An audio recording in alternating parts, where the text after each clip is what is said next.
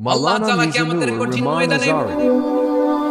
যেদিন স্বামী স্ত্রীকে চিনবে না, স্ত্রী স্বামীকে দেখে পালিয়ে যাবে, বন্ধু বন্ধুরে চিনবে না, পীর সাহেব মুরিদরে চিনবে না, মুরিদ পীর সাহেবরে চিনবে না, দলের কর্মী তার নেতারে চিনবে না, নেতা তার কর্মীরে চিনবে না, বন্ধু বন্ধুরে দেখে পালাবে। কঠিন মুহূর্তে সূর্যটা মাথার কাছে চলে আসবে, জমিনটা তামার জমিন হবে, আজকের জমিনের মতো নয়। মানুষ ঘর্মাক্ত, ক্লান্ত, শ্রান্ত মাথার মগজগুলো কানের ছিদ্র আর নাকের ছিদ্র দিয়ে বেয়ে বেয়ে পড়বে। বিশ্বনবী ফরমান, কিয়ামতের ওই কঠিন ময়দানে 7 শ্রেণীর ব্যক্তিকে রব্বুল আলামিন তার আরশের নিচে ছায়া দিবেন। তার মধ্যে প্রথম শ্রেণীর ব্যক্তি হলো ইমামুন আদিল, যে ইনসাফের সাথে বিচার করে, যে জাস্টিস সমাজে সার্ভ করে, যে সুশাসন নিশ্চিত করে, ওই ইমামুন আদিল। আদিল শব্দটা বুঝছেন না? ইন্নাল্লাহা ইয়া'মুরু বিল আদল। পাইছেন? আদিল। 7 শ্রেণীর ব্যক্তিকে আল্লাহ তাআলা সুশীতল আরশের নিচে ছায়া দিবেন, যেদিন তার দেয়া ছায়া ছাড়া কোনো ছায়া থাকবে না। এর প্রথম হচ্ছে ইমামুন আদিল, ন্যায়পরায়ণ শাসক। চিল্লায়ে বলেন সুবহানাল্লাহ। আবার বিশ্বনবী বললেন, ইন্নাল মুকসিতিনা ইনদাল্লাহি আলা মানাবির মিন নূর আন ইয়ামিনির রহমান। কিয়ামতের দিন যারা ন্যায়পরায়ণ হিসেবে আল্লাহর সামনে দাঁড়াবে, কিয়ামতের দিন রব্বুল আলামিন তার আরশের ডান দিকে ওই ন্যায়পরায়ণ লোকদের জন্য আরশের ডান দিকে একটা নূরের মিম্বারে তাদেরকে বসার সুযোগ করে দিবে। আল্লাহর আরশের ডান দিকে ন্যায়পরায়ণ লোকদের জন্য আল্লাহ তাআলা নূরের মিম্বার বানাবে। তার ঠিকানা কথা মনে করেছেন? আল আদাল, জাস্টিস। ইন্নাল্লাহা ইয়া'মুরু বিল আদল। আল্লাহ তাআলা এই আদালতের নির্দেশনা দেন, সুবিচার, সুশাসন। প্রিয় ভাইরা, এটা আমরা বাংলাদেশে চাই কি চাই না?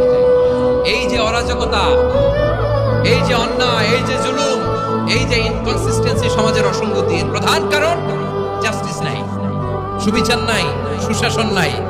শেষবারের মতো আওয়াজ করে বলেন তো, আমরা বাংলাদেশে আদল চাই কি চাই না? তাহলে প্রথম নির্দেশনা শেষ, আল্লাহ তাআলা তোমাদেরকে আদলের আদেশ দেন। এরপরে আল্লাহ বললেন, আমি তোমাদেরকে ইহসানের আদেশ দেই। ইন্নাল্লাহা ইয়া'মুরু বিল আদলি ওয়াল ইহসান। আমি তোমাদেরকে যেমনি আদলের নির্দেশনা দেই, তেমনি ভাবে তোমাদেরকে ইহসানের নির্দেশনা দেই। ইহসান, আওয়াজ করে সবাই বলেন তো ইহসান। ইহসান মানে কারো প্রতি সফট হার্টেড হওয়া, মহানুভব হওয়া, অনুগ্রহ পরায়ণ হওয়া, অনুগ্রহশীল হওয়া, একে অপরের প্রতি দয়াদ্র হওয়া। একে অপরের প্রতি দয়াদ্র, অনুগ্রহশীল হওয়া ছাড়া মানবিক সমাজ কঠিনকালে গঠন করা সম্ভব না। প্রিয় ভাইরা, সুন্দর আচরণ দিয়ে, ইহসান দিয়ে যা জয় করা যায়, নরম আচরণ দিয়ে যেটা অর্জন করা যায়, কঠোরতা দিয়ে সেটা করা যায় না। বিষ্ণু ঈসা ইসলাম ইহসান দিয়ে, কোমল আচরণ দিয়ে, তার অনুগ্রহ দিয়ে তিনি অনেক কাফিরের হৃদয়কে জয় করে ফেলেছেন। সাইয়েদনা সুমামা ইবনে উসাল রাদিয়াল্লাহু তাআলা আনহুর কথা মনে পড়ে যায়। তিনি ছিলেন ইয়ামামার বাদশা। মদিনাতে বিশ্বনবীকে হত্যা করার নিয়তে এসেছিলেন। গোপনে গোপনে বিশ্বনবীকে হত্যা করে আবার ইয়ামামাতে তিনি ফিরে যাবেন। কিন্তু কি অবাক করা কাণ্ড, হত্যা করতে পারে নাই, সাহাবাদের হাতে তিনি ধরা পড়ে গেলেন। সাইয়েদনা সুমামা ইবনে উসাল রাদিয়াল্লাহু তাআলা আনহু হত্যার নিয়তে আসলেন, কিন্তু হত্যা করতে পারলেন না। সাহাবারা ওনাকে ধরে ফেললেন, ধরে মসজিদে নববীর পিলারের মধ্যে বেঁধে রাখলেন। সুমামা ইবনে উসাল, সিরাত থেকে শুনলেন, সিরাত থেকে শোনাচ্ছি রাদিয়াল্লাহু তাআলা ইয়ামামার অধিপতি ছিলেন। বিশ্বনবীকে হত্যার জন্য আসছেন, ধরা পড়ে গেছেন, এখন মসজিদে নববীতে বেঁধে রাখছেন। তার মানে বন্দী। এখন স্ট্যাটাস কি? বন্দী, ক্যাপ্টিভ। বিষ্ণু ঈসা ইসলাম সাহাবাদেরকে বললেন, তার খোঁজ খবর নিও, সুমামা ইবনে উসালের খোঁজ খবর নিও। সাহাবারা বলেন, ইয়া রাসূলুল্লাহ, আপনাকে হত্যা করতে এসেছে, তার তো কঠিন ক্যাপিটাল পানিশমেন্ট হওয়া দরকার, কঠিন শাস্তি হওয়া দরকার। বিশ্বনবী বললেন, না, আমি যেটা জানি তোমরা সেটা জানো না, তোমরা সুমামার সাথে ভালো আচরণ করো। বিশ্বনবী সুমামার কাছে গেলেন। প্রথম দিন যে তিনি কালেমার দাওয়াত দিলেন, ঈমানের দাওয়াত দিলেন, ইসলামের দাওয়াত দিলেন, রিসালাতের দাওয়াত দিলেন, আখিরাতের দাওয়াত দিলেন। পরের দিন যে বিশ্বনবী সালাতের দাওয়াত দিলেন, যাকাতের দাওয়াত দিলেন। ইসলাম কি, কিভাবে, কেমন করে পালন করতে হয়, চমৎকার আর্টিকুলেট করতে শুরু করলেন। তন্ময় হয়ে সুমামা ইবনে উসাল রাদিয়াল্লাহু তাআলা বিশ্বনবীর কথাগুলো শুনতে আরম্ভ করলো। একদিন নয়, 2 দিন নয়, টানা 3 দিন বিশ্বনবী সুমামার কাছে ইসলামকে প্রেজেন্ট করেছেন, উপস্থাপন করেছেন। আওয়াজ করে বলেন, কয় দিন? 3 দিন। 3 দিন মসজিদে নববীতে বাঁধা। আর সাহাবীদেরকে বললেন তার খোঁজ খবর নিও, তোমরা যে রুটি বানাও এর মধ্যে সবচেয়ে ভালো আটার রুটিটা তারে দিও, সবচেয়ে রিফাইন্ড খেজুর যেটা পিওর খেজুর এটা তারে দিও। আর বিশ্বনবী নিজের উট থেকে দুধ দহন করে ওনার বাড়ির এক কর্মচারীকে বলেছেন দুধ দহন করে সুমামার জন্য নিয়ে যাও। সুবহানাল্লাহ পড়বেন না? সবাই তো অবাক, ইয়ামামা থেকে আসছে নবীকে হত্যা করতে, বিশ্বনবী দেখে তারে জামাই আদর করে। 1 দিন নয় 2 দিন নয়, টানা 3 দিন বিশ্বনবী এভাবে সুমামার কাছে যেয়ে যে ইসলামকে প্রেজেন্ট করতে আরম্ভ করলেন, ইসলামকে উপস্থাপন করতে শুরু করলেন, আর তাকে চমৎকার এন্টারটেইনমেন্ট আপ্যায়ন দিতে আরম্ভ করলেন। টানা 3 দিন যখন ইসলামের দ্য বিউটিস অফ ইসলাম, ইসলামের সুমহান বাণী সৌন্দর্য তার কাছে উপস্থাপন শেষ, তাকে আপ্যায়ন শেষ, বিশ্বনবী বললেন সাহাবাদেরকে যাও এবার সুমামার হাতের পায়ের রশি দুটো খুলে দাও। সাহাবারা তর্ক জুড়ে দিলেন, লা ইয়া রাসূলুল্লাহ, এমনটা করবেন না, তো ভয়ঙ্কর ভয়ঙ্কর খুনি, কি জানি কি হয়ে যায়। বিশ্বনবী বললেন না, তার হাতে পায়ের রশিগুলো খুলে দাও। সাহাবারা বিশ্বনবীর কথা মতো তার হাতে পায়ের রশিগুলো খুলে দিল। সুমামা মুহূর্তের মধ্যে মসজিদে নববী থেকে বের হয়ে ইয়ামামায় ফিরে না যে মসজিদে নববীর পাশে একটা খেজুর বাগান ছিল সেখানে চলে গেলেন। সেখানে একটা ছোট্ট কুয়া ছিল, কুয়ার পানি দিয়ে তিনি গোসল করলেন। সুবহানাল্লাহ পড়েন। কুয়ার পানি দিয়ে গোসল করে মসজিদে নববীর সামনে এসে বিশ্বনবী এবং সাহাবাদের সামনে দাঁড়িয়ে সাব্বাবা উঁচু করে বললেন, আশহাদু আল্লা ইলাহা ইল্লাল্লাহ ওয়া আশহাদু আন্না মুহাম্মাদান আবদুহু ওয়া রাসূলুহু। আমি সাক্ষ্য দিচ্ছি আল্লাহ ছাড়া কোনো ইলাহ নাই, আর মুহাম্মদ আল্লাহ তাআলার প্রেরিত বান্দা এবং রাসূল। প্রিয় ভাইরা, ইহসান দিয়ে যা জয় করা যায়, কঠোরতা দিয়ে সেটা কুশ্চিনকালেও জয় করা যায় না। আওয়াজ করে বলে ঠিক কি না? এবার সুমামা দাঁড়িয়ে বলে, ওগো নবী, আমি তো কালিমা পড়ে মুসলমান হয়ে গেলাম, এবার শোনেন, এই মুহূর্তের আগে আপনার চেহারার চাইতে নিকৃষ্ট কোনো চেহারা আমার কাছে ছিল না, কিন্তু শাহাদা পাঠ করার পরে আপনার চেহারার চাইতে উত্তম শ্রেষ্ঠ কোনো চেহারা আমার কাছে আর নাই। ও নবী, আজকের দিনের আগে ইসলাম ধর্মের চেয়ে নিকৃষ্ট অপছন্দনীয় কোনো ধর্ম আমার কাছে ছিল না, কিন্তু এই মুহূর্ত থেকে ইসলামের চেয়ে সেরা শ্রেষ্ঠ পছন্দনীয় কোনো ধর্ম আমার কাছে নাই। নবী গো, আজকের দিনের আগে মদিনার চাইতে অপছন্দনীয় নিকৃষ্ট কোনো শহর আমার কাছে ছিল না, কিন্তু এই মুহূর্তের পর থেকে মদিনার চাইতে কোনো শ্রেষ্ঠ শহর আমার জানা নাই। সে ছিল গমের বড় ডিলার, গম বেচতো। কি বেচতো? তার গম কিনে মক্কার লোকেরা রুটি খাইতো। সে ঘোষণা দিল, আজকে থেকে মক্কাবাসীদের জন্য সব গম আমি হারাম করে দিলাম, মক্কাবাসী এখন না খেয়ে মরে। সুবহানাল্লাহ পড়বেন না? মক্কাবাসী বিশ্বনবীর কাছে আসলেন, এসে বললেন, মুহাম্মদ, আমরা তো তোমার ভাই, তোমার চাচা, তোমার ভাতিজা, তোমার আত্মীয়, তুমি সুমামারে বলো সে যেন আবার গমের সাপ্লাই মক্কার জন্য অনুমতি দিয়ে দেয়। বিশ্বনবীর অনুমতি ক্রমে সুমামা আবার মক্কাতে গম পাঠাতে শুরু করলো। পড়েন সুবহানাল্লাহ।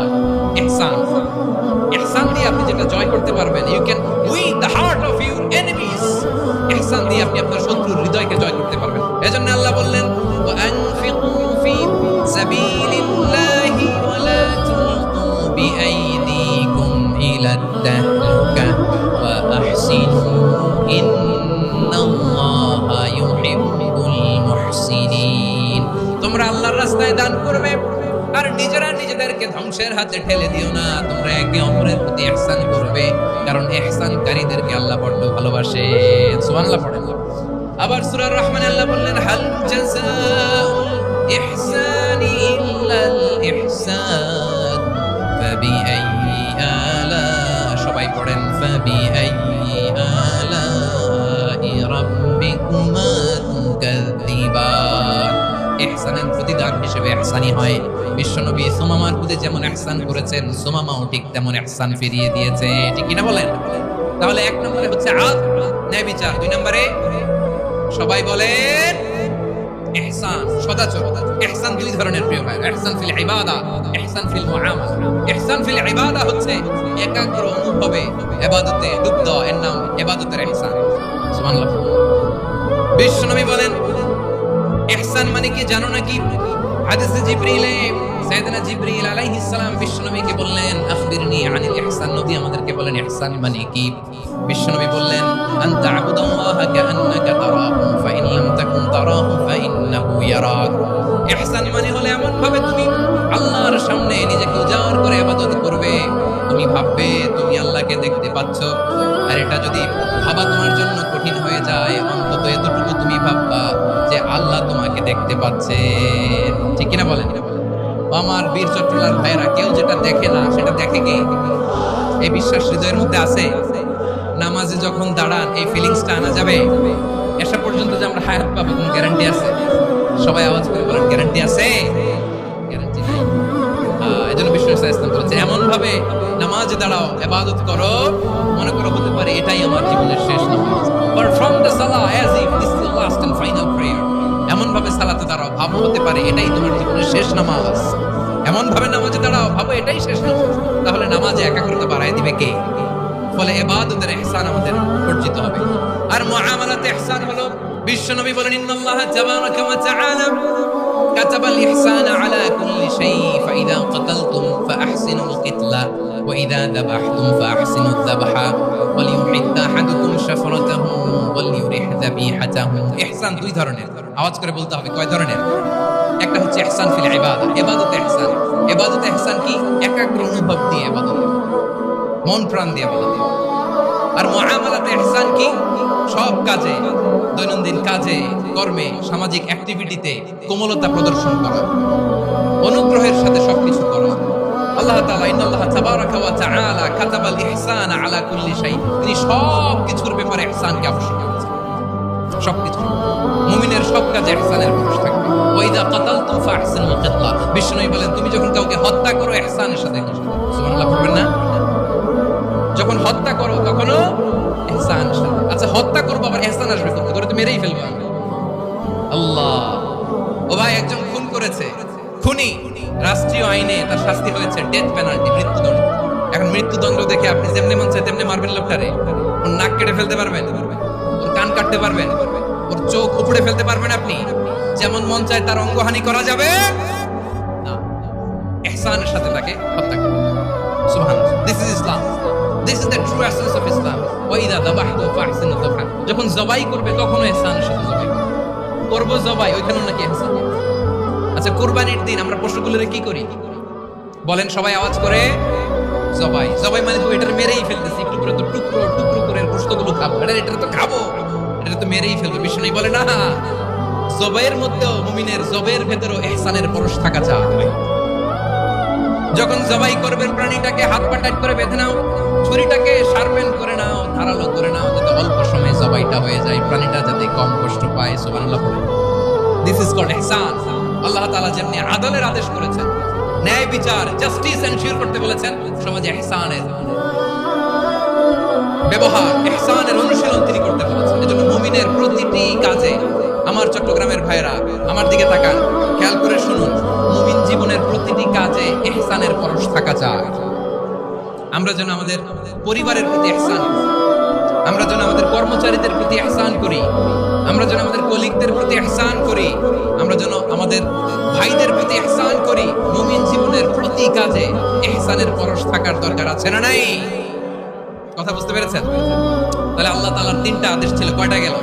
প্রথমে কি ছিল? আদল। তিন নম্বরে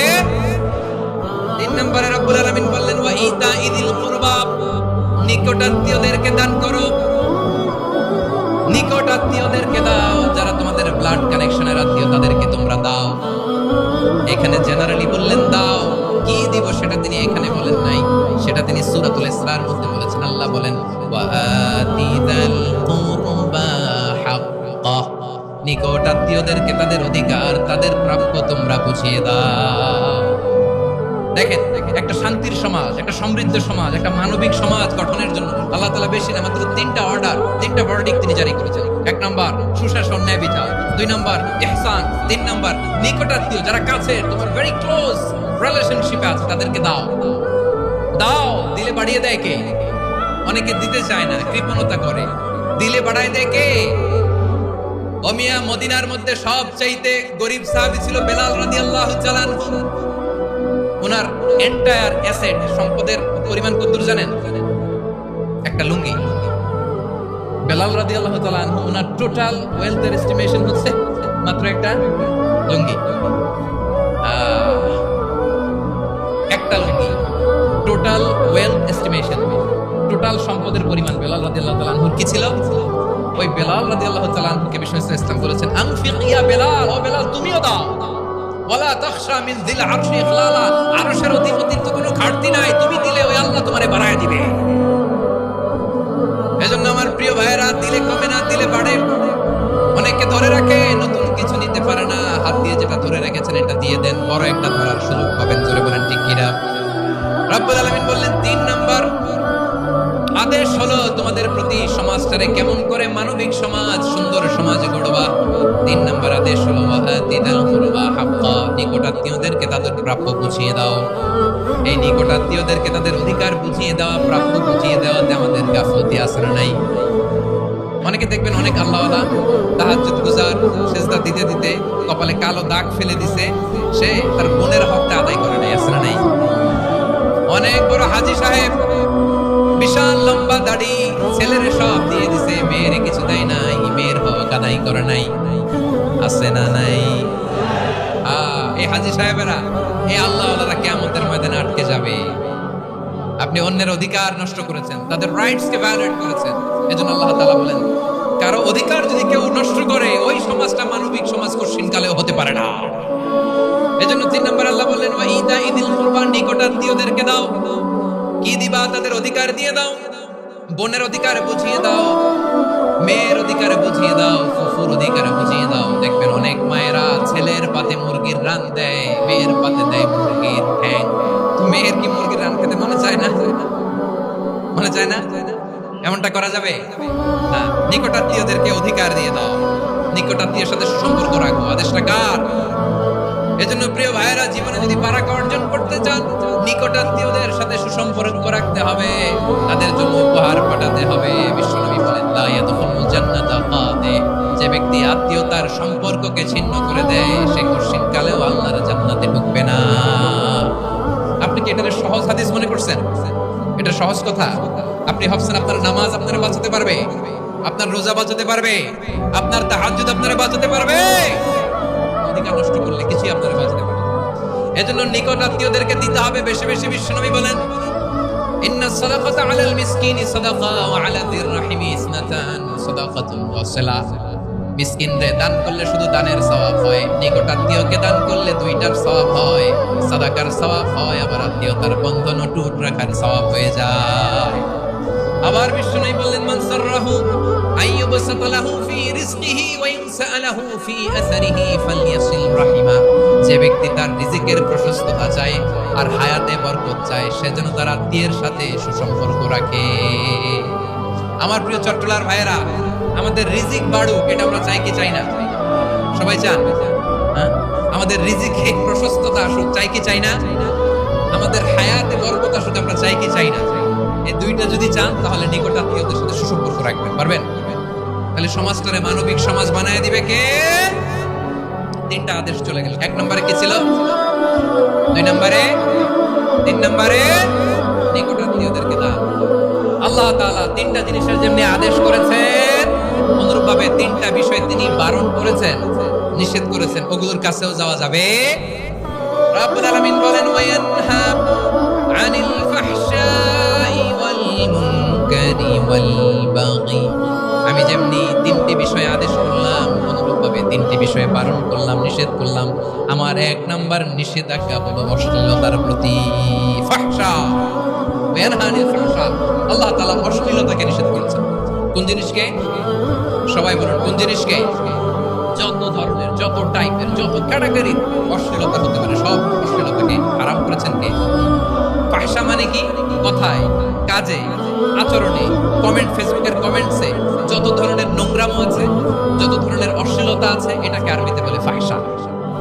রাব্বুল আলামিন বলেন, কুল ইন্নামা হাররামা রাব্বিয়াল ফাওয়াহিশা মা যাহারা মিনহা ওয়া মা বাতান। ও নবী, আপনি বলে দেন, আমার রব প্রকাশ্য, অপ্রকাশ্য, স্পষ্ট কিংবা অস্পষ্ট, দৃশ্যমান কিংবা অদৃশ্যমান সব অশ্লীলতাকে হারাম করেছেন। সব ধরনের অশ্লীলতা হারাম। আল্লাহ তাআলা আমাদেরকে অশ্লীলতা থেকে বাঁচাবে। এবার বলেন, আমাদের সমাজে অশ্লীলতা আছে না নাই?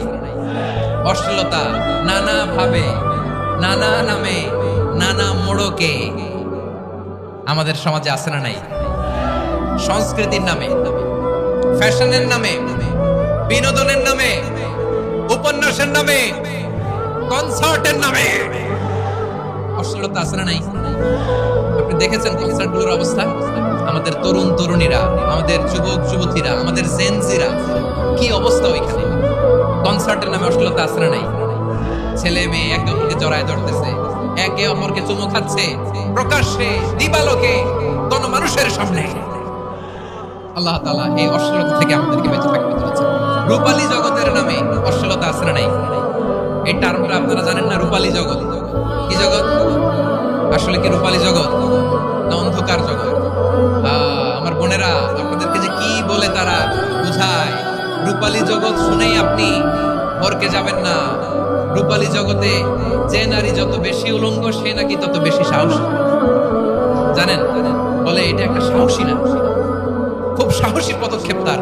যত বেশি শরীর থেকে কাপড় নামাতে পারবে, যত বেশি বস্ত্রহীন হয়ে নিজেকে প্রেজেন্ট করতে পারবে, সে নাকি তত বেশি সাহসী। আমার চট্টলার ভাইয়েরা, শয়তানের প্রথমে এজেন্ডা ছিল বনি আদমকে বস্ত্রহীন করা। সে আদম এবং হাওয়া আলাইহিস সালামকে নিষিদ্ধ গাছের ফল খাইয়ে তাদেরকে বস্ত্রহীন করেছে। এই জামিনেও সে আমাদেরকে বস্ত্রহীন করতে চাইবে। এই রূপালী জগতের নামে তারা এটা করে। আমার প্রিয় বোনেরা, আপনি জানেন না আপনার দাম কত? ওরা আপনাদেরকে বিজ্ঞাপনের সস্তা পণ্য বানাতে চায়। ওরা আপনাদেরকে ওদের ভোগের লিপসার টুলস বানাতে চায়। ওরা আপনাদেরকে দিয়ে ওদের খায়েশ পূরণ করতে চায়। এটা আপনাদের জন্য মোটেও ডিগনিটি নয়, এটা আপনাদের জন্য সম্মান নয়। আপনার সম্মান শালীনতায়, আপনার সম্মান হেজাবে, আপনার সম্মান ভদ্রতায়, আপনার সম্মান আপনার ডিসেন্ট পোশাকে। পোশাক বলে দেয় এই নারীটা ভদ্র না অভদ্র। পোশাক বলে দেয় এই মেয়েটা কোন ঘরের মেয়ে। আপনি জানেন না? আপনারা সস্তা পণ্য বানায়, ভোগের পণ্য, বিলবোর্ডে আপনাকে উলঙ্গ করে উপস্থাপন করে। এই অশ্লীলতার সাথে ইসলামের কোনো সম্পর্ক। এজন্য আল্লাহ বলেন, আমি অশ্লীলতাকে হারাম করেছি। অশ্লীলতাকে হারাম করার প্রথম কারণ হলো এর মাধ্যমে মানবতাকে অপমানিত করা হয়। কারণ মানুষের সম্মান মানুষের পোশাকে। মানুষ যখন পোশাকহীন হয়ে যায়, বস্ত্রহীন হয়ে যায়, তার সম্মান কমে যায়। ঠিক কিনা? অশ্লীলতাকে হারাম করার প্রথম কারণ হচ্ছে মানুষ মানুষকে অপমান করে। একটা নারী, সে তো সম্মানিত। নারী যে কত সম্মানিত, নারীর এটা বুঝেই নাই। বিশ্বনবী বলেন, আর দুনিয়া কুল্লুহা মাতা ওয়া খায়রু মাতা'আদ দুনিয়াল মারআতুস সালিহা। আমার বোনেরা, 5টা প্যান্ডেলে আপনারা এলইডিতে আমার আলোচনা শুনছেন, আমি জানি। আপনাদের এই গর্ভ যে কত দামি আপনি জানেন না। আপনার পেট থেকেই আসবে আগামী দিনের সালাহুদ্দিন আল আইয়ুবী। আপনার পেট থেকেই আসবে অনাগত দিনের ইমাম মাহদী আল মুনতাদর। আপনার পেট থেকেই আসবে অনাগত দিনের ফয়সাল, ওয়াসিম, মুগ্ধ, আবু সাইদের মতো বীর যোদ্ধা। আমার প্রিয় বোনেরা, আমার প্রিয় বোনেরা, বিশ্বনবীর কথার ওজন খেয়াল করেন। আর দুনিয়া কুল্লুহা মাতা ওয়া খায়রু মাতা'আদ দুনিয়াল মারআতুস সালিহা। দুনিয়ার সবকিছুই অ্যাসেট, এর মধ্যে সবচেয়ে দামি অ্যাসেট নেককার নারী। আপনার গর্ভ যে কত দামি আপনি জানেন না। নিজের সময়টাকে কাজে লাগান, কোরআন পড়েন, সুন্নাহ পড়েন। আপনার অনেক দায়িত্ব ঘরে। You are the MD of your family. একটা family it's a very big institution. পরিবার একটা অনেক বড় প্রতিষ্ঠান। And you are the MD of your institution. আপনি এই পরিবারের MD, managing director of your family. এখানে আপনার কত দায়িত্ব। আপনি ছেলেমেয়েদেরকে তারবিয়া করবেন। আপনি আপনার স্বামীর জন্য ঘরটারে জান্নাতের নীর বানাবেন। আপনার জন্য জান্নাতের ডুপ্লেক্স বাড়ি ওইখানে তৈরি করে রাখবে কে? আপনি যে কত দামি আপনি জানেন না। নারীদেরকে আল্লাহ বানিয়েছেন উচ্চতর করে, নিম্নতর নয়। নারীদেরকে ছোট্ট জিনিস দিলে এটার বড় করে দেয়। নারীদেরকে ভ্রূণ দিলে, শুক্রাণু দিলে, নারী এটারে বাচ্চা হিসেবে উপহার দেয়। ঠিক কিনা? বিয়ের মাধ্যমে স্বামী যখন তার শুক্রাণু তার স্ত্রীকে উপহার দেয়, স্ত্রী রিটার্নে কি উপহার দেয়? ফুল ফর্ম বেবি, মানব সন্তান। দেখছেন? আপনি দিলেন একটু, গুনে দিছে বিশাল। আপনি যদি নারীকে বাজার এনে দেন, নারী এটাকে সুস্বাদু খাবারে রূপান্তর করে দেয়। আপনি তাকে একটা মুচকি হাসি দিয়ে দেন, সে তার কলিজা দিয়ে দেয়। কিন্তু যদি আপনি তার মনে কষ্ট দেন, সে আপনার জীবনকে জাহান্নাম বানাইয়া দেয়। নারীর মন বুঝতে পারলে নেয়ামত, বুঝতে না পারলে কিয়ামত। আমার প্রিয় বোনেরা, আপনি যে কত দামি আপনি জানেন না। অনেক দামি আপনি। আপনাদেরকে যেন ভোগের সস্তা পণ্য বানাতে না পারে, আপনাদেরকে সচেতন থাকতে হবে। তাহলে কেন আল্লাহ তাআলা এই ফাহশা অশ্লীলতাকে হারাম করলেন? 1 নম্বর, এতে হিউম্যান ডিগনিটি কমে। 2 নম্বর, এতে মানুষের অধিকার নষ্ট হয়। আপনি বিয়ে করেছেন এরে, পরকিয়া করেন ওর সাথে, এরকম আছে না নাই?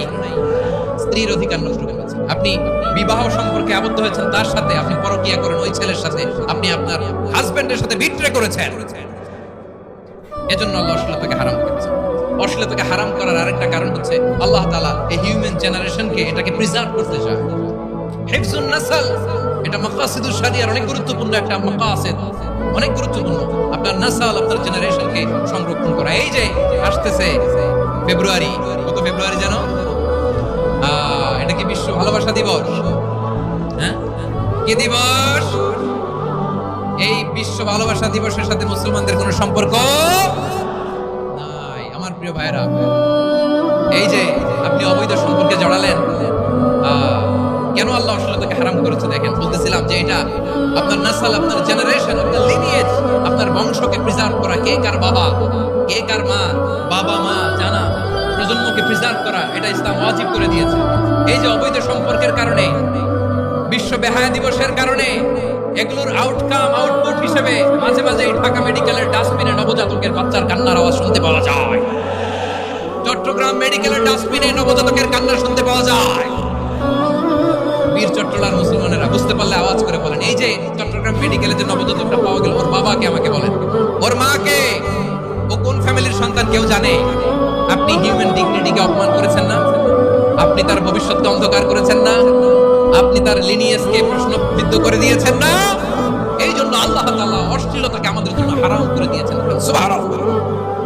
এই জন্য রাব্বুল আলামিন বলেন, কুল ইন্নামা হারামা রাব্বিয়াল ফাওয়াহিশা মা যাহারা মিনহা ওয়া মা বাতান।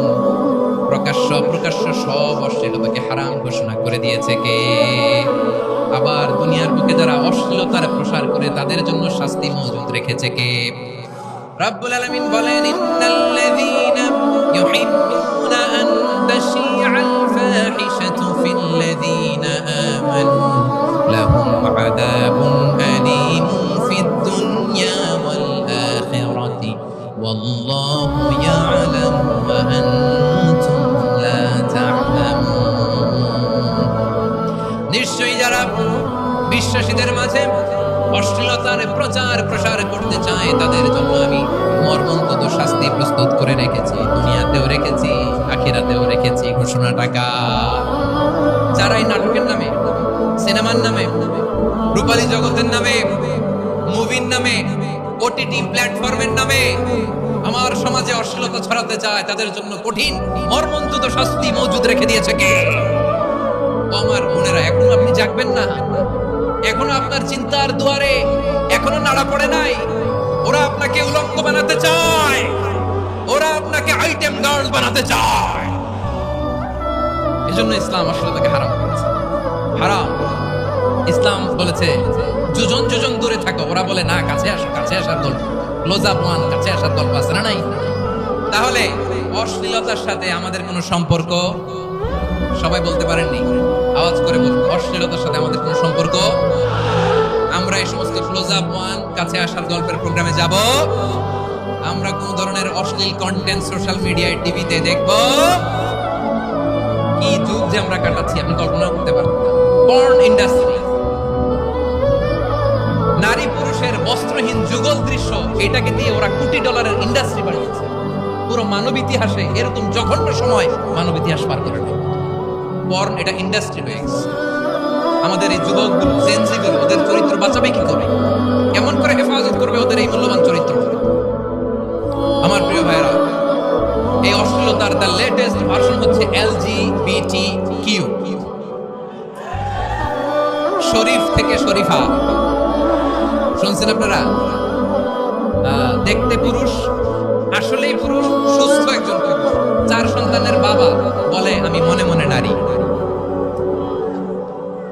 দেখতে নারী, সুস্থ নারী, আসলেই সে দিব্যি একজন নারী, বলে আমি মনে মনে পুরুষ।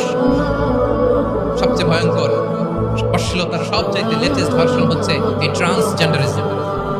সুস্থ পুরুষ তার বায়োলজিক্যাল গ্রোথকে হরমোন দিয়ে স্টপ করে দিয়ে সে সার্জারি করে নারী হতে চায়। সুস্থ নারী পুরুষ হতে চায়। পুরুষ পুরুষের প্রতি সেক্সুয়ালি আকর্ষণ বোধ করে। এটা লূত আলাইহিস সালামের কওমের মধ্যে ছিল। এটাকেও আল্লাহ কোরআনে ফাহিশা বলেছেন। ওয়ালুতান ইয ক্বালা লিকওমিহি আতাতুনাল ফাহিশাতা মা সাবাকুম বিহা মিন আহাদিম মিনাল আলামিন। লূত আলাইহিস সালাম বললেন, তোমরা কি এমন এক অশ্লীল কার্যক্রমে ডুব দিলে নাকি যেটা গোটা বিশ্বের কেউ কখনো করে নাই, তোমরাই প্রথম করেছো। পড়েন নাউযু বিল্লাহ। এই পশ্চিমের এই রোগ আমার দেশে যেন আসতে না পারে, আমাদের সজাগ থাকতে হবে। প্রিয় ভাইরা চিল্লায় বলেন ঠিক কিনা? পশ্চিমের অবস্থা ভয়ঙ্কর। পাশ্চাত্যে আমি যুক্তরাষ্ট্রে ছিলাম অনেকদিন, কয়েক মাস, বিভিন্ন স্টেটে ঘুরেছি। গার্ডিয়ানরা উদ্বিগ্ন, ছেলে মেয়েদেরকে, ছোট্ট ছেলে মেয়ে, ওদেরকে জিজ্ঞেস করে, তুমি how do you feel right now inside yourself? তুমি ভিতরে ভিতরে কেমন ফিল করো? তোমার কি ছেলে ছেলে লাগে না মেয়ে মেয়ে লাগে? আচ্ছা বলেন, এই ছোট্ট বাচ্চাটাও কি এগুলো জেন্ডার অ্যাসাইনমেন্ট বলতে এগুলো কিছু বুঝে? এইভাবে মিসগাইড করা হয়েছে। কৌতূহল বশত ছোট্ট ছেলে যদি বলে আমার তো মেয়ে মেয়ে লাগে, তখন বলে যে না তুমি মেয়ে, ছেলে না। মা বাবা বাধা দিলে ওকে আলাদা গভর্নমেন্ট হাউসে নিয়ে যাবে। ভয়ঙ্করতম অবস্থা। আমরা একটা সময় শুনতাম, হুজুর আমার ছেলেটা খুব ভালো, হাফেজে কোরআন, আল্লাহওয়ালা। হুজুর আমার ছেলে দাঁড়িয়ে রাখছে, আল্লাহওয়ালা। হুজুর আমার ছেলে 5 ওয়াক্ত সালাত জামাতের সাথে পড়ে, তার মানে আল্লাহওয়ালা। পশ্চিমে যে আমি কি শুনছি জানেন? ওরা বলে হুজুর আমার ছেলেটা ইউনিভার্সিটির একটা মেয়ের সাথে প্রেম করবে, খুব আল্লাহওয়ালা, হুজুর দোয়া করবেন। এর কারণ ওদের কাছে আল্লাহওয়ালার ক্রাইটেরিয়া হচ্ছে হুজুর আমার ছেলেটা আরেক ছেলেরে পছন্দ করে নাই, আমার মেয়েটা আরেক মেয়েকে ভালোবাসে নাই, এজন্য আমার ছেলেটা আল্লাহওয়ালা, হুজুর ওর জন্য একটু দোয়া করে দিয়েন। কি চ্যালেঞ্জ ওরা ফেস করছে। ওনার ছেলে যে আরেক ছেলেরে বিয়ে করবে না, এটাতেই উনি খুশি যে আলহামদুলিল্লাহ আমার ছেলেটা একটা মেয়েরে ভালোবাসে, আমার মেয়েটা একটা ছেলেরে ভালোবাসে, মানে এটা আল্লাহওয়ালা। নাউজুবিল্লাহ পড়তে পারলেন না? এজন্য অশ্লীলতার সাথে আমাদের কোনো সম্পর্ক। রব্বুল আলামিন বলেন ওয়ায়ানহা আনিল ফাহশাই ওয়াল মুনকারি ওয়াল বাগি। তিনটা জিনিসকে আমি নিষিদ্ধ করলাম। এক নাম্বার হলো ফাহশা, অশ্লীলতা। 2 নম্বরে হলো মুনকার, সমস্ত মন্দ কাজ। মুনকার মানে হচ্ছে যত মন্দ কাজ, খারাপ কাজ, বাজে কাজ, এটা বলে মুনকার। এটা কি বলে? আপনারা পড়ছেন না, তা'মুরুনা বিল মা'রুফি ওয়া তানহাউনা আনিল মুনকার। সৎ কাজের আদেশ, অসৎ কাজের নিষেধ।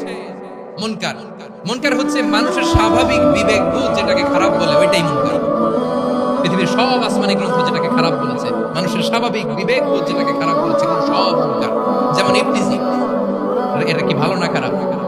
মজুদদারি, খাদ্যে ভেজাল দেওয়া, ওজনে কম দেওয়া, মাছে ফরমালিন মেশানো, চাঁদাবাজি, টেন্ডারবাজি, দখলবাজি, এগুলো আমাদের স্বাভাবিক বিবেকেই বলে এগুলো খারাপ, এগুলো হচ্ছে মুনকার। আল্লাহ তাআলা এই মুনকার থেকে আমাদেরকে বেঁচে থাকতে হবে। শয়তান এই মুনকারের প্রতি আমাদের উদ্বুদ্ধ করে।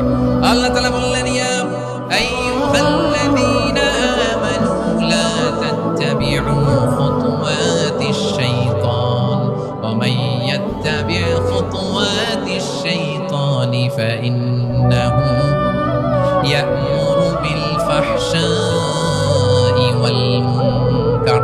আল্লাহ বললেন আমার গোলামেরা শোনো শোনো, ও আমার বিশ্বাসী বান্দারা খবরদার, তোমরা কশিনকালেও শয়তানের পদাঙ্ক অনুসরণ করবে না, কারণ শয়তান তোমাদেরকে অশ্লীলতা এবং মন্দ কাজের দিকে উদ্বুদ্ধ করে। আমাদের কাজ হচ্ছে শয়তান আমাদেরকে যেদিকে নিতে চায় আমরা তার উল্টা দিকে যাব। শয়তান এই মন্দ কাজকে আমাদের কাছে বিউটিফাই করে, চাকচিক্যময় করে আমাদের সামনে উপস্থাপন করে। এজন্য আল্লাহ বলেন মুনকারকে থামাতে হবে, মুনকার প্রতিরোধ করতে হবে। মুনকার প্রতিরোধের দায়িত্ব শুধু আমাদের নাকি? শুধু আপনার খতিব সাহেবের, ইমাম সাহেবের, নাকি মুসলিম উম্মার সবার? আওয়াজ করে বলুন, মুনকার, অসৎ কাজ প্রতিরোধের দায়িত্ব কার? রাব্বুল আলামিন বলেন কুনতুম খায়রা উম্মাতিন উখরিজাত লিন-নাসি তা'মুরুনা বিল মা'রুফি ওয়া তানহাউনা আনিল মুনকার। তোমাদেরকে শ্রেষ্ঠ জাতি করে জমিনের মধ্যে আবির্ভূত করা হয়েছে, যাতে করে তোমরা জমিনের ভেতরে সৎ কাজের আদেশ করতে পারো আর অসৎ কাজের নিষেধ করতে পারো। উম্মাহ কুনতুম খায়রা, তাহলে গোটা উম্মার দায়িত্ব, এটা বুঝতে পারছেন তো? আচ্ছা আর নিচে আসেন। এরপরে আল্লাহ বললেন শুধু উম্মাহ না, এই জমিনের রাজত্ব আমি যাদের হাতে দেই, এই জমিনের মালিক আমি যাদেরকে বানিয়ে দেই, যাদেরকে আমি সরকারের দায়িত্ব দেই, তাদেরকেও মুনকার প্রতিরোধের দায়িত্ব দিয়েছে কে? আল্লাহ বলেন যারা ক্ষমতার মসনদে বসেছে তাদেরকে 4 দফা কর্মসূচি আমি আল্লাহ দিলাম। আওয়াজ করে বলেন কয় দফা? আল্লাহ বলেন আল্লাযীনা ইম্মাক্কান্নাহুম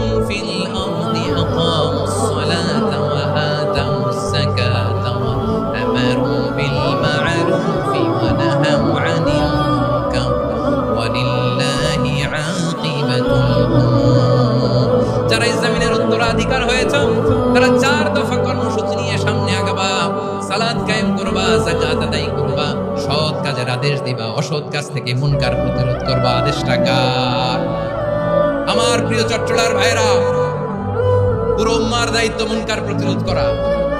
সরকার প্রধানের দায়িত্ব মুনকার প্রতিরোধ করা। এরপর আল্লাহ বলেন প্রতিটা ফ্যামিলির যিনি প্রধান সিইও বাবা, প্রত্যেক বাবারও দায়িত্ব এই মুনকার প্রতিরোধ করা। আওয়াজ করে বলেন ঠিক কিনা? যেমনটি সাইয়েদনা লুকমান আলাইহিস সালাম ওনার কলিজার টুকরা সন্তানকে আদেশ করেছেন, ইয়া বুনাইয়া আকিমিস সালাতা ওয়া'মুর বিল মা'রুফি ওয়ানহা আনিল মুনকার। পড়েন সুবহানাল্লাহ। বাবা ছেলেকে সবক দিচ্ছে, লুকমান আলাইহিস সালাম ছেলেকে বলতেছে, ওরে আমার কলিজার টুকরা সন্তান, ওরে আমার বাছা, নামাজ কায়েম করবা, সৎ কাজের আদেশ দিবা, আর মুনকার প্রতিরোধ করবা, অসৎ কাজ, সমাজ থেকে খারাপ কাজকে ঝেঁটে বিদায় করে দিবা। তাহলে দেখেন আমি স্টেপ বাই স্টেপ না, পুরো উম্মার দায়িত্ব। জমিনের উত্তরাধিকারী আল্লাহ যাদেরকে বানিয়েছেন সরকার, তাদের দায়িত্ব, প্রতিটি ফ্যামিলির প্রধানের দায়িত্ব। এরপর বিশ্বনবী বলেন সচেতন প্রতিটি মুসলিমের দায়িত্ব সমাজ থেকে মুনকারকে উৎখাত করা। বিশ্বনবী বলেছেন, মান রাআ মিনকুম মুনকারান ফালিয়ুগাইয়িরহু বিয়াদিহি ফাইন লাম ইস্তাতি ফাবিলিসানিহি ওয়া ইন লাম ইস্তাতি ফাবিকলবিহি ওয়া যালিকা আযআফুল ঈমান। সমাজে যে মুনকার দেখবে, খারাপ কাজ দেখবে, সেজন্য হাত দিয়ে সেটাকে থামাই। আমার প্রিয় ভাইরা, না থামালে আমরাই ডুববো শেষমেশ। আমাদের বাঁচার জন্য হলেও থামাইতে হবে। রব্বুল আলামিন বলেন, ওয়াত্তাকু ফিতনাতাল লা তুসিবান্নাল্লাযীনা যালামু মিনকুম খাসসা। ও আমার গোলামেরা, ওই আযাবকে ভয় করো যে আযাব যখন আমি জমিনের বুকে পাঠাই, শুধু জালেমদেরকেই মারি না, আলেমদেরকেও মারি। আযাব যখন আসে তখন শুধু জালিমই মরে, আলেমও মরে। জানেন মুসা আলাইহিস সালামের পায়ে একবার একটা লাল পিঁপড়া, উনি রেগে মেগে পাশি দেখে লাল পিঁপড়ার বাসা পা দিয়ে ডলে মুছে সবগুলো পিঁপড়া মেরে ফেলছে। এই ঘটনাটা আল্লাহ ঘটিয়েছেন, এজন্য মুসা আলাইহিস সালাম ছিলেন কালিমুল্লাহ, সরাসরি আল্লাহর সাথে কথা বলতেন। তিনি আল্লাহকে জিজ্ঞেস করেছিলেন, আল্লাহ তুমি যখন কোনো জনপদে আযাব পাঠাও, শাস্তি দাও, ওখানকার শুধু জালেমরাই তো মরে না, ভালো মানুষগুলোও মরে, তো আযাব দিবা মুশরিকদের উপর দিবা, অবাধ্যদের উপর দিবা, ভালো মানুষগুলোরে মারো কেন? আল্লাহ বললেন, মুসা তোমার যে কামড় দিছিল পায়ের মধ্যে পিঁপড়া, কয়টা পিঁপড়া? একটা পিঁপড়া, তো সবগুলারে মারলা কেন? রেগে মেগে পুরো পিঁপড়ার বাসা ভেঙে ম্যাসাকার করলা কেন? আমি যখন অ্যাকশনে যাই, আমি যখন শাস্তি দেই, তখন এত বাস বিচার করা হয় না, বাস বিচার করা যায় না। যখন অ্যাকশনে যাওয়া হয়, ওইটা ডাইরেক্ট অ্যাকশন হয়ে যায়। চিল্লায় বলো ঠিক কিনা? এজন্য আমাদের বাঁচার জন্য হলেও এই পাপ থামাতে হবে, এই শয়তানের অট্টহাসি থামাতে হবে, অন্যায় অপরাধ সমাজ থেকে আমাদের থামাতে হবে। কারণ আযাব আসলে ওরাও মরবে, আমরাও মরবো। একটা জাহাজ দুই তলা, আপনি আছেন দ্বিতীয় তলায়, নিচের তলার কিছু লোক জাহাজের তলা ছিদ্র করতে আরম্ভ করছে। কি ছিদ্র করতেছে? আচ্ছা, জাহাজের তলা ছিদ্র করলে তলা দিয়ে কি ঢুকে? এখন আপনি যদি বলেন আমার কি, আমি তো দুই তলায়, আমি তো ভালো আছি, ওরা ছিদ্র করে ওরা মরবে। আসলে কি শুধু ওরা মরবে?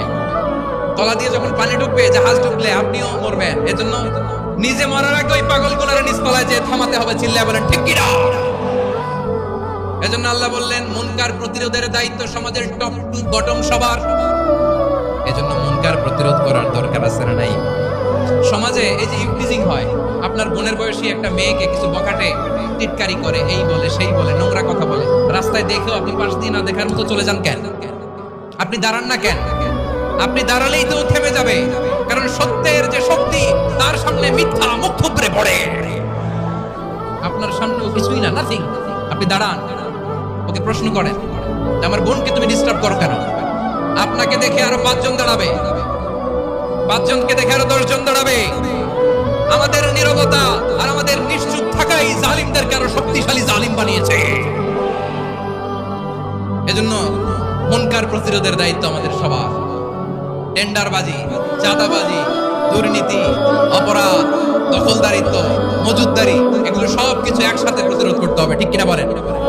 একটা মানবিক সমাজ যদি চাই, প্রতিরোধ করতে হবে। প্রিয় ভাইয়েরা, আল্লাহর শপথ নিয়ে বলি, এই নাসিহাতগুলো সবার জন্য, সব দলের জন্য, সব মতের মানুষের জন্য। আমরা কোনো দলের প্রতি মানুষকে ডাকি না, আমরা ডাকি ইসলামের দিকে। সব দলের, সব মতের, সব মানুষদেরকে আমরা আহ্বান জানাই, আসুন আমরা একটা সুন্দর সমাজ বিনির্মাণ করি।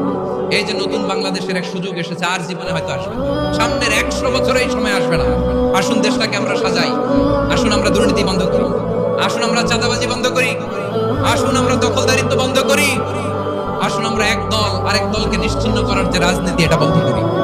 সব দলের প্রতি আমার আহ্বান, আমরা চাঁদাবাজ মুক্ত বাংলাদেশ চাই, জুলুম মুক্ত বাংলাদেশ চাই, ফ্যাসিজম মুক্ত বাংলাদেশ চাই, খুন খারাপি মুক্ত বাংলাদেশ চাই, আমরা নতুন ভোরের বাংলাদেশ চাই।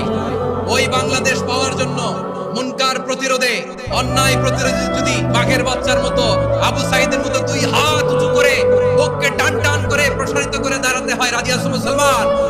রাব্বুল আলামিন বলেন, ওয়ায়ানহা আনিল ফাহশাই ওয়াল মুনকারি ওয়াল বাগি ইয়াইদুকুম লাআল্লাকুম তাযাক্কারুন। আল্লাহ বললেন, আমি অশ্লীলতাকে নিষেধ করি, আমি সব ধরনের মন্দ কাজকে নিষিদ্ধ করি, সব শেষে আমি সীমা লঙ্ঘনকে তোমাদের জন্য নিষিদ্ধ করি। নিষিদ্ধ করেছেন কয়টা জিনিস? 1 নম্বরে অশ্লীলতা, 2 নম্বরে মুনকার তথা সব মন্দ কাজ, 3 নম্বরে আল বাগি সীমা লঙ্ঘন, ক্রসিং দ্য লিমিট। সীমা লঙ্ঘন করা ভালো না। We all should know our limits. চিল্লা বলেন ঠিক কিনা? একে আয়াতে আল্লাহ বলেন, কুল ইন্নামা হাররামা রাব্বিয়াল ফাওয়াহিশা মা যাহারা মিনহা ওয়া মা বাতানা ওয়াল ইসমা ওয়াল বাগিয়া বিগাইরিল হক। অন্যায় ভাবে যে অবাধ্য হয়, যে সীমা লঙ্ঘন করে, তাদেরকেও আমি এটা হারাম করে দিলাম। সীমা লঙ্ঘন করা হারাম। আল্লাহ বারবার বারবার আমাদেরকে ওয়ার্নিং দেয়। যখন আমরা থামি না তখন আল্লাহ ধরে, আর যখন ধরে তখন ছাড়ে না। ধরে ধরে ধরে না, ধরলে আল্লাহ ফেরাউনকে কিন্তু হুট করে ধরে নাই, আপনারা জানেন 9 বার ওয়ার্নিং দিয়েছে ফেরাউনকে। আল্লাহ তাআলা ওয়ার্নিং দিয়েছিল কয়বার? রাব্বুল আলামিন বলেন, ওয়ালাকাদ আতাইনা মূসা 9 আয়াতিন বাইয়িনাত। 9টা মুজিজা দেখিয়েছি। 1 2 3 বারবার এইভাবে রিমাইন্ডার, ওইভাবে রিমাইন্ডার, এইভাবে নাসিহাত, ওইভাবে দাওয়া। ফাকুলা লাহু কাওলান লাইকিনা, নরম করে বলো, সফট করে বলো, যত ওয়ে হতে পারে দাওয়া মেথোডলজি। মুসা আলাইহিস সালামের সব অ্যাপ্লাই শেষ, 10ম বারে যে আল্লাহ ধরেছে, 10ম বারে যে ধরেছে। এজন্য আল্লাহ বলেন, আমি সীমা লঙ্ঘনকে পছন্দ করি না। কোরআনের অন্য আয়াতে বাগীকে বলা হয়েছে আল ইতিদা। সীমা লঙ্ঘন যারা করেন তাদেরকে আল্লাহ বলেছেন মুতাদিন। ওয়াকাতিলু ফি সাবিলিল্লাহি আল্লাযীনা ইউকাতিলুনাকুম ওয়া লা তা'তাদু ইন্নাল্লাহা লা ইউহিব্বুল মুতাদিন। আমি সীমা লঙ্ঘনকারীদেরকে কৃষ্ণকালে পছন্দ করি না। আমরা যেন সীমা লঙ্ঘন না করি। রাজি আছেন তো? যে কোনো ক্ষেত্রে ইবাদতে যেন সীমা লঙ্ঘন না করি। অনেকে আমরা ইবাদতে সীমা লঙ্ঘন করে ফেলি। বিশ্বনবী সাল্লাল্লাহু আলাইহি ওয়াসাল্লাম যেটা শিখিয়েছেন, এর বাইরে যে অতিরিক্ত বুজুর্গ হতে চায় এরকম আছে না? নাই। কোন ক্ষেত্রেই সীমা লঙ্ঘন করা যাবে, এমনকি যুদ্ধ ক্ষেত্রেও না। বিশ্বনবী সাল্লাল্লাহু আলাইহি ওয়াসাল্লাম বলেন, খবরদার যুদ্ধ ক্ষেত্রেও সীমা লঙ্ঘন করো না। কি সুন্দর ইসলাম আমরা পেয়েছি। বিশ্বনবী বলেন, খবরদার যুদ্ধের ময়দানে কোনো নারীর গায়ে হাত তোলো না, কোনো শিশুর গায়ে হাত তোলো না, কোনো গবাদি পশু হত্যা করো না, কোনো শস্য ক্ষেত্র ধ্বংস করো না, ইবাদতরত অন্য ধর্মের কোনো সন্ন্যাসীর গায়ে হাত তোলো না। বলেন সুবহানাল্লাহ। তাহলে আমরা সীমা লঙ্ঘন করতে পারবো। প্রিয় ভাইরা, একটা সুখী, সমৃদ্ধ, শান্তির সমাজ, মানবিক সমাজ যদি আমরা গঠন করতে চাই, আমাদের আল্লাহর দেয়া কয়টা আদেশ মানতে হবে বলেন দেখি? আর বেঁচে থাকতে হবে কয়টা জিনিস থেকে? আল্লাহর আদেশ কি? 1 নাম্বার আদাল, ন্যায়পরায়ণতা। আমরা সুবিচার, সুশাসন, ন্যায় বিচার চাই কি চাই না? 2 নম্বরে কি ছিল? মাশাআল্লাহ, আমরা যেন সবার প্রতি দয়া পরবশ হই, ইহসান করি। 3 নম্বরে কি ছিল? নিকটাত্মীয়দের দান করা, তাদের অধিকার প্রাপ্য বুঝিয়ে দেওয়া। পাশাপাশি 3টা জিনিস থেকে আল্লাহ বারণ করেছেন, নিষেধ করেছেন। তার প্রথমটা ফাহশা, অশ্লীলতা। অশ্লীলতার সাথে আমাদের কোনো সম্পর্ক। 2 নম্বর নিষেধাজ্ঞা কি ছিল? আল মুনকার, সমাজের যত মন্দ কাজ এগুলোকে আমরা প্রতিরোধ করব। রাজি আছেন তো সবাই? 3 নম্বরে আল বাগী, সীমালঙ্ঘন। কোন মুসলিম সীমালঙ্ঘন করে না। রাব্বুল আলামিন শেষে বললেন, ইয়াইদুকুম লাআল্লাকুম তাযাক্কারুন। আল্লাহ তোমাদেরকে উপদেশ দেন যাতে তোমরা শিক্ষা গ্রহণ করো। আমরা উপদেশ দেব, আমরা জোর করে কাউকে কিছু মানাতে চাই না। লা ইকরাহা ফিদ্দীন ওয়া যাক্কির ফা ইন্না যিকরা তানফাউল মুমিনিন। উপদেশ দিলে এটা মুমিনদের কাজে দেয়। লাস্তা আলাইহিম বিমুসাইতির ইন্নামা আনতা মুযাক্কির। নবী হে, আপনি রিমাইন্ডার দাতা, আপনি উপদেশ দিবেন। আমরাও বিশ্বনবীর এই হাদিসগুলো থেকে, কোরআনের আয়াত থেকে রিমাইন্ডার, এই কথামালা, বাণী বাহক হিসেবে এই বাণীগুলো আপনাদের সাথে কাছে পৌঁছে দিলাম। আমরা আল্লাহ তাআলার কাছে প্রার্থনা করি, আল্লাহ আমরা যেন আদল দিয়ে আমাদের সমাজকে গঠন করতে পারি। আল্লাহ আমরা যেন ইহসান করতে পারি, আমরা যেন নিকটাত্মীয়দের দান করতে পারি। আল্লাহ যত ধরনের অশ্লীলতা, অনাচার, মন্দ কাজ, সীমালঙ্ঘন, অবাধ্যতা থেকে যেন আমরা বেঁচে থাকতে পারি। আল্লাহ তাআলা আমাদের সবাইকে কথাগুলো বোঝার, আমল করার তৌফিক দান করুন।